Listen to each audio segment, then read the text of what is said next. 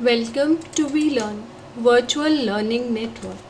This is session number 17, Autonomy Moments and State Reorganization of India.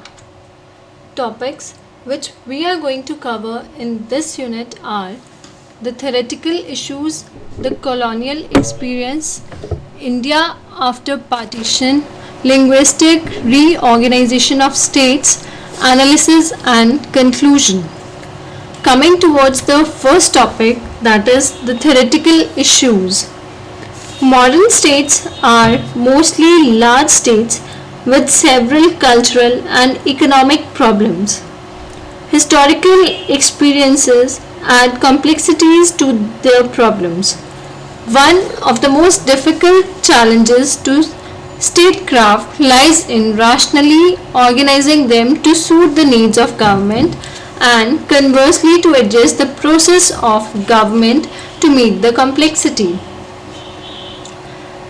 Now coming towards the territory versus culture. One of the major problems of state management today is the incongruity between the traditional limits and the cultural frontiers of the modern states. Modern states are mostly large states and contain several religion, linguistic and ethnic groups. In some cases, they are mixed, as in the United States of America. In some cases, they are concentrated in distinct region, as in Canada or Switzerland. The linguistic or the tribal group are concentrated in particular geographical areas.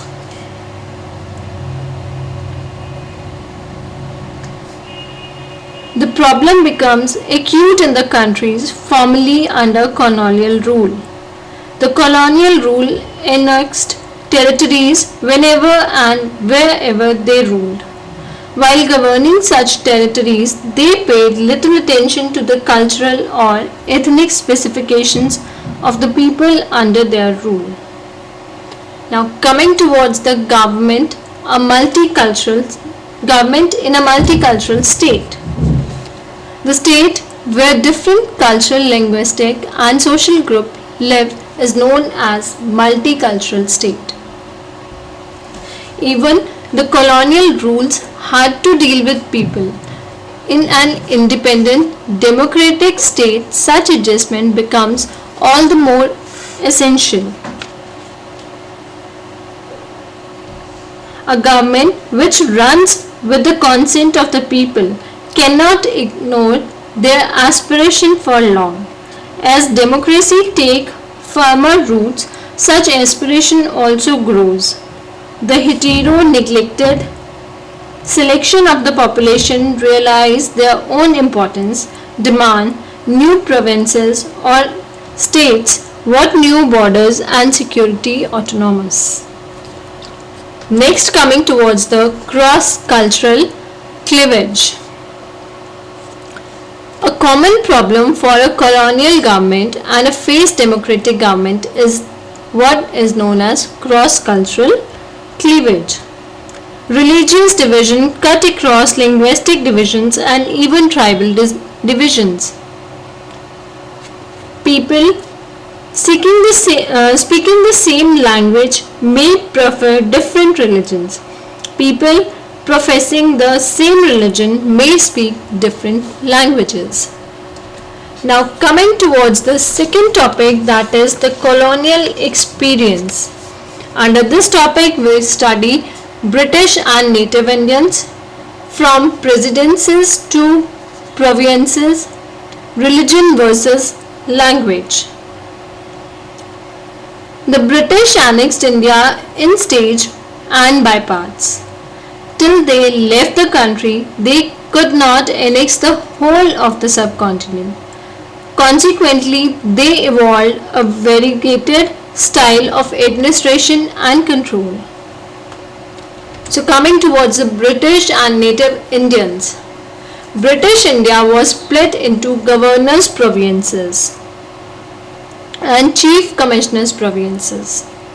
Native India was split into two types: 566 princely states of different sizes and in different kinds of subordination to the British rulers, and number 2, tribal areas outside the northwestern and the northeastern border of British India. Though outside British India, the tribal area were much under the control of Governor General of British India. There were several backward districts in British India provinces like Assam, Bengal, Bihar and Orissa, where distinct tribal groups lived. Several districts were formed with multiple tribal groups, and as with the provincial boundaries, the district boundaries also cut across several tribal groups. Next is from presidencies to provinces. The British administration initially was organized through what they call presidencies, that is, prosperities of President of Board of Trade of the East India Company. There were 3 presidencies: Bengal, the largest, Madras and Bombay. As annexation went on, the British government constituted no provinces. The Bengal Presidency comprised today West Bengal, Bihar, Orissa as a part of Assam and Bangladesh. In 1904, Lord Curzon, Governor General of British India, decided to split his presidency for administrative convenience. Next is religious versus language. Bengali feelings were seriously hurt. The Indian nationalists saw it as an important attempt to divide the Indian nation into rival religious groups. There was a powerful anti-partition agitation based on the linguistic sentiments, and the government had to annul the Bengal partition. However, it separated Bihar and Orissa from Bengal and constituted them into a united provinces. In 1936, Bihar and Orissa were separated into 2 linguistic provinces. The British continued to regard religious division as more important than any other division and partitioned India on that ground. Next topic is India after partition. Under this topic, we study from provisions to states and the backward tracts. The partition of 1947 sends part of the provision of Assam, Bengal and Punjab and the whole provinces of Sindh, Balochistan and northwest frontier provinces into Pakistan. On the other hand, 554 princely states joined India. One tribal area to the northeast was joined with India. Now coming towards the topic from provinces to states.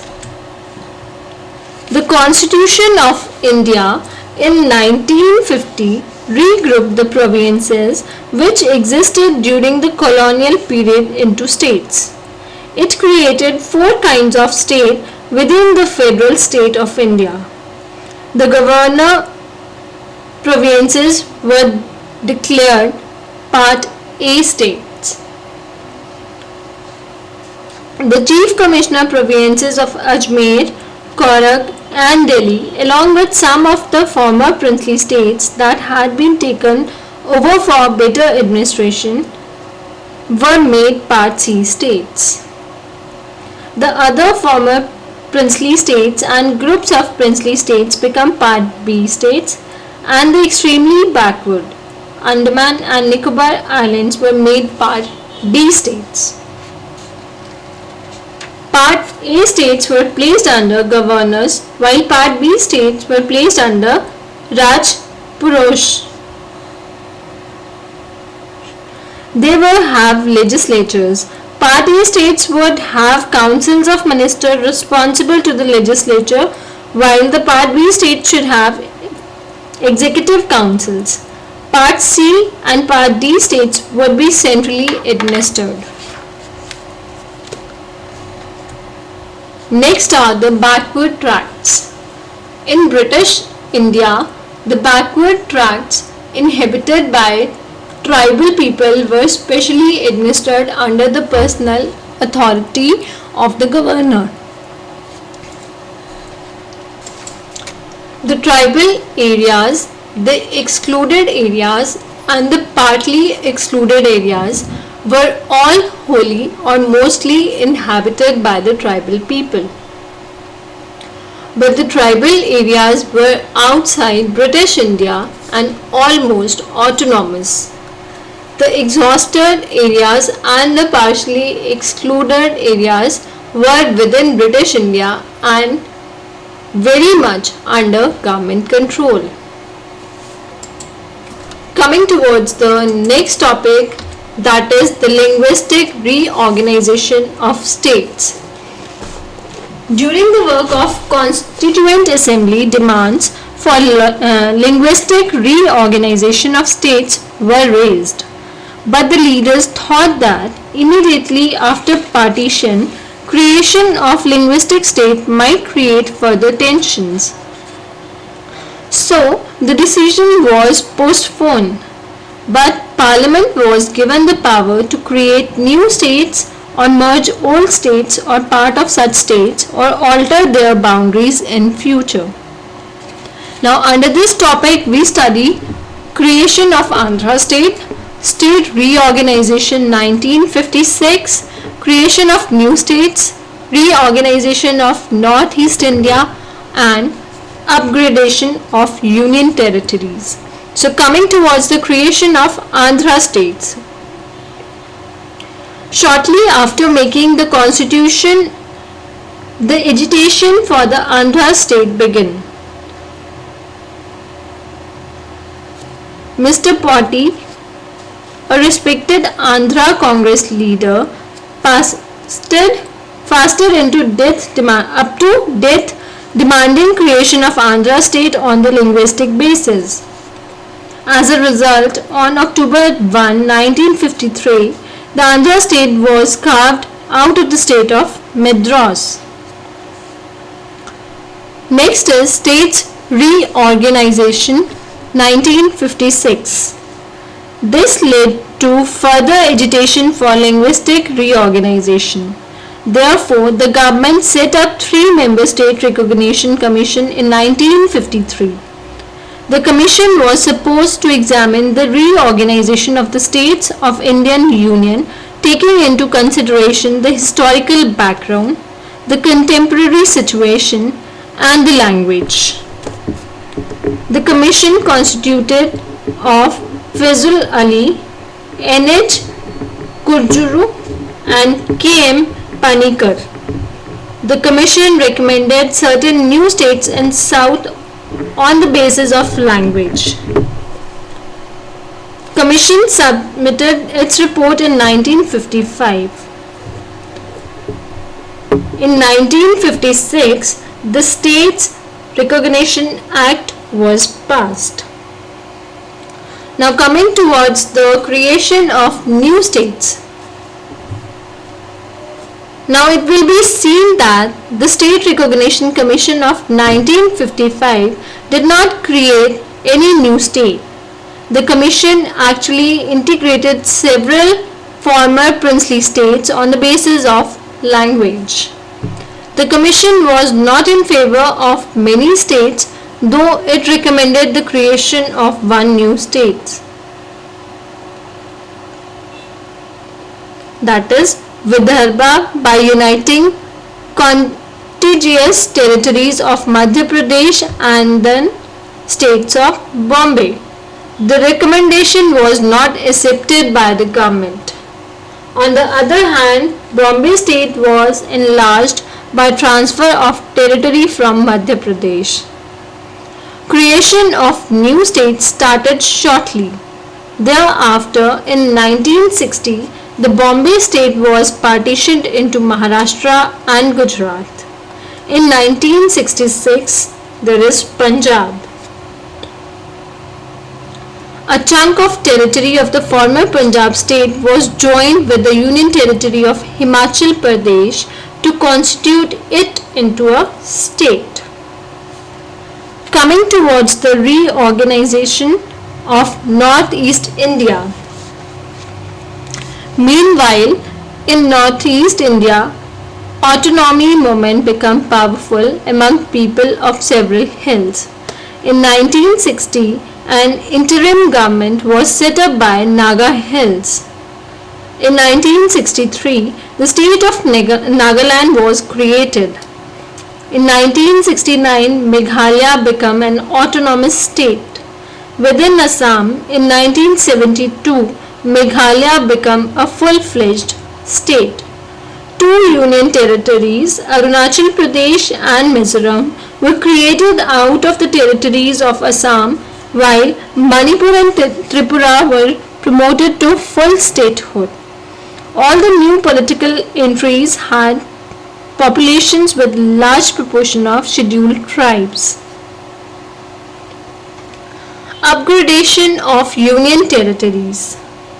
Now, no new state were created between 1972 and 2000, but Sikkim joined India in 1974. In 1986, Arunachal Pradesh and Mizoram became full-fledged states. In 1987, Goa was administratively detached from Daman and Diu and made a state, while Daman and Diu remained a union territory. Now coming towards the last topic, that is the analysis and conclusion. The reason for demand of statehood appear to be related to mainly two considerations: powers and benefits of statehood and identity of statehood. So coming towards the power and benefits of statehood. Under India's federal setup, great political powers had been vested in states. The state control vital areas of economy. They also appoint large number of officers, subordinate staff and teachers, besides creating several political positions like ministers, MLAs, MLCs, councillors, committee members, panchayat functionaries. They control local trade and business, including banking. Statehood, therefore, is a major aspiration for any collectivity. Next is the identity and statehood. As statehood is a collective aspiration, the collectivity itself has to be identifiable. A collective identity is a cultural identity. The two major streams of culture are religious and language. After the partition of 1947, language became the main vehicle of culture. Language is an important instrument of hegemony, that is the homogeneity. The language group which feels dominated by another group therefore demands autonomy in the form of statehood. Now there are few questions which are based on this sessions. These are the exercise which you will perform after going through this session. Questions are: explain in detail India was divided into 10 types of provinces. Explain in detail 1905 Bengal was partitioned on the religion basis. Thank you. That's all for the session. Happy learning, we learning.